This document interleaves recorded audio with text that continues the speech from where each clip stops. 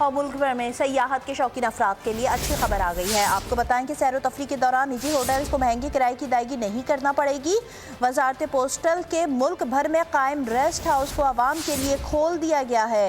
वफाकी वजीर मुराद सईद की हिदायत पर बाज़ाब्ता नोटिफिकेशन भी जारी कर दिया गया। शहरी तफरीही मकामात की सैर के दौरान सरकारी रेस्ट हाउस में अब रह सकते हैं। मुसाफिर हजरात को भी सफ़र के दौरान महंगे होटल्स में क़याम करने की बिल्कुल इजाज़त नहीं और ना ये ज़रूरत होगी। इंतहाई कम मुआवजे पर खूबसूरत और दिलकश रेस्ट हाउस मिलेंगे। बोल न्यूज़ के नुमाइंदे अफजल जावेद हमारे साथ हैं। जी अफजल जावेद, क्या तरीक़ाकार होगा इस रेस्ट हाउस में रिहाइश इख्तियार करने का?